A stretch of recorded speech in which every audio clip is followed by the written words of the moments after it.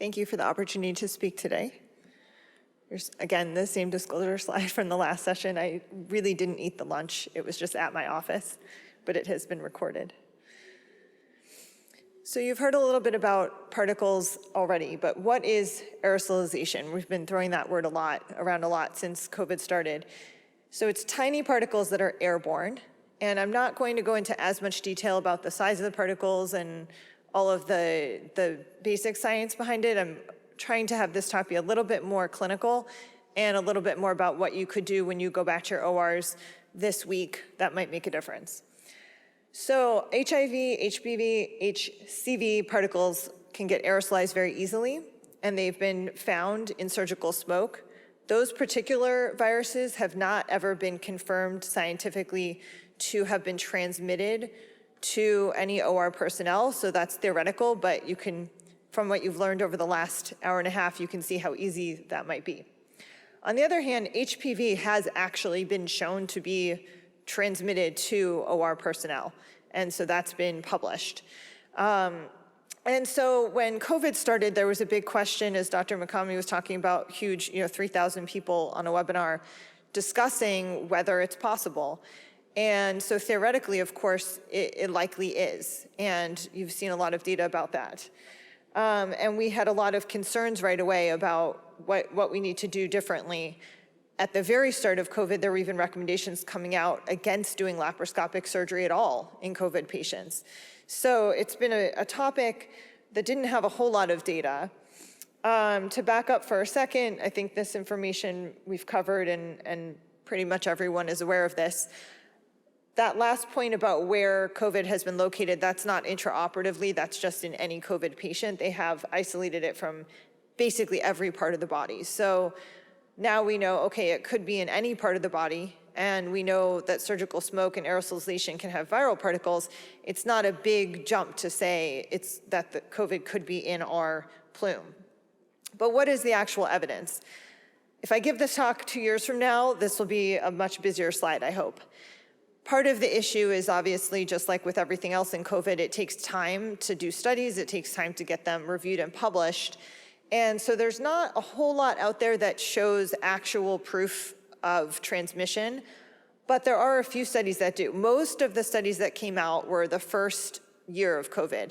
And when they tried to look at COVID patients and test for surgical smoke and things like that, they were showing actually that there was no COVID in the surgical smoke. They weren't able to isolate it. There is some more recent data from the last year where they have now been able to isolate it in a few spots. So that's what I have here.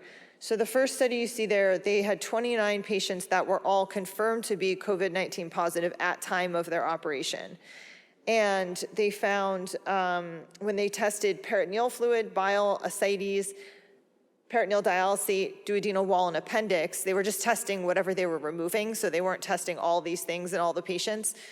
But 11 of them, 37.9%, had positive in whatever they were removing, so whichever one of those fluids it was.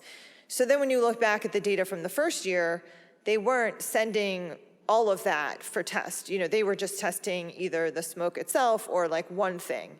But when you test a lot of different things, it does start to show up that it's there. The second study I thought was interesting because they were testing 52 patients that were not known to have COVID. This was prospective, and they just said, let's just see what happens if we test the ET tube and our trocar filter device. They were using the rapid test, so they were just swabbing these things. And of 52 patients, one of them, and again, these were all COVID negative by whatever their criteria was for that. I'm not actually sure if they were doing rapid tests or which kind of tests they were doing, but none of these patients were symptomatic or thought to be COVID positive. And one tested positive in two places, the laparoscopic filter and the ET tube. That patient never went on to become symptomatic, but you have to wonder if your laparoscopic trocar filter, if you're not using one, if that's picking it up, then wherever that smoke is going or aerosolized particles are going in your OR has the virus.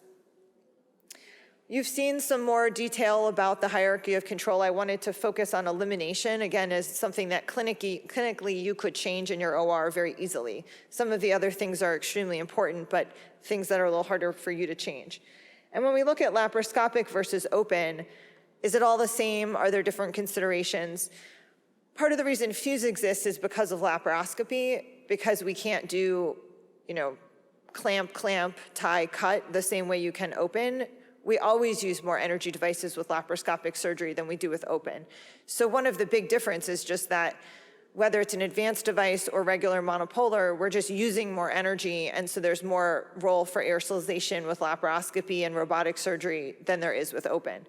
On the other hand, with open surgery, we can't contain the circuit the way we can laparoscopically. So with open surgery, we're really relying a lot on keeping our suction device really close, like the ones that are built into the electrosurgical pencil, and we're relying on the hierarchy of control room things that Dr. Makami was discussing, and that Yusuke was also discussing about how we get the smoke filtered in the room.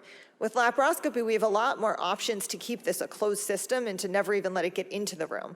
So while it's a disadvantage that there's more risk, there's the advantage that we can control it a little bit better. So to go into a little more detail from a clinical perspective, with open surgery, there's several options. You can have either the kind that's attached to your electrosurgical pencil. Personally, I find that to be a little bulky, and it just sort of seems to interfere a little bit. So I know lots of surgeons love those devices. I don't personally use those as much. But if you just hold your regular suction next to your electrosurgical pencil, that's only really helpful if you have an inline filter somewhere between where that tubing is and the wall. So it's a little bit helpful if you're within 2 inches of the smoke source. It's a little helpful to just get all that smoke to the suction canister. At least then maybe it's getting eliminated in the room without coming to the personnel first, but it's not nearly as helpful as if you have an inline filter between that suction tubing and the wall, which is what you see in this picture. Laparoscopically, we have even more options. As was already mentioned, there are some standards of care that we should all be following at this point. Make your incisions as small as possible so that you don't have leakage. We want to make sure that we don't vent our ports open air. Even prior to COVID, I was already one of those people who, would, if someone in the OR was trying to be helpful and they would start venting the smoke out into the room, I would immediately stop them, probably because of FUSE. I was already just aware of those topics and didn't want everyone in the room breathing in, but people didn't take me seriously. There's actually now at least 4 states in the US that have mandated the use of filter devices, and it's illegal to vent into the room. Oh, 5, now there's 5. 7? Oh, okay, I'm working on Massachusetts, we're not there yet. So other things, pneumoperitoneum pressure, keeping that lower may be helpful. And then we talked about, don't just suction your smoke out with your regular suction. Use a filtered device instead. And then with desufflation, you want all that escaping gas and smoke to be captured by an ULPA, the ultra low particle filtration device. Another thing that I've changed is I was using the kind of Hassan. Sometimes I do Veris, sometimes Hassan. So if I'm taking out a gallbladder, I'm using a Hassan. And I was using the one with the little ridges. And I find that you do get more leakage with that, depending on the patient size. One tip with that is you can put your fascial stitch in before you even start the operation. And so then at the end, you're not struggling to get the fascia closed with air coming out. But I've actually switched over to balloon tip Hassan since then. I feel that it gets a better seal and I'm less likely to have leakage. And then I can desufflate through an inline filter before I take the specimen and the Hassan out. So for ID concerns, as you've heard about, that's really not enough. If you already know that the patient has COVID, then you should also do all the other things, the N95 gowns, everything else. Again, try to remove the specimen after you've desufflated CO2. And that's something that people don't always do, and sometimes you have to change your practice a little bit. So maybe your lap chole, the patient has liver disease or they're anticoagulated, they're a little oozy. And maybe normally you take your specimen out and then you put the Hassan back in to clean up. Or you spilled a bunch of bile and you need to clean up. So I've gotten in the habit of switching up the order. So I just leave the gallbladder in a bag somewhere on the side and do my cleanup so that I can desufflate all my air before I'm taking the specimen out. Laparoscopic filter options, I'm not going to go into a lot of detail on this since you've heard about it already, but again, 3-stage filters is what we're looking for. ULPA is one of the stages. One is a carbon filter, and then one is actually a fluid trap. Most of the filters that you'll find on the market do have all 3 stages, but if you see something called a 3-stage, one of them is ULPA. And so if you're talking to your OR about what to buy, make sure you have that. They should also be adjustable, either manually or automatic. So there's a passive evacuation device that you could use. This does have ULPA in it, and you can see in the picture there's a little valve at the bottom that you can use. This is helpful in that the smoke passively, because of the pneumoperitoneum, is going to leave. The disadvantage to a passive device is at the end of the operation, you can stop putting the air in, and passively some of it will come out, but you may not be able to fully desufflate all of it in a filtered way. This is what I use. I've taken the brand labels off of it. They don't all look exactly like this, but it's adjustable, as you can see, and then it attaches to the lower lock on one of my laparoscopic ports. I like to put it, I'm in a teaching institution, so I'm over on the assist side, and I like to just put it on the far port that I'm holding the fundus up with, because then I can just control it really easily myself during the case, and it's out of the way. So you're controlling it right there, and then it's disposable. So that's the other nice thing. You don't have to worry about the filter life or know how much life it has left on it. There's also active and sealed evacuation units, and so active units go to a machine that you do have to worry about filter life. There should be a filter life indicator on it. You do have to buy those filters. So there's more upfront cost, but then there's less cost per use with this, and they can be noisy. My OR does actually have one of these that they had bought years ago for my gynecology colleagues, but since there's only one of them and all the other things I mentioned, I just prefer to use the disposable one. They're really not that expensive. And then there's also sealed evacuation units.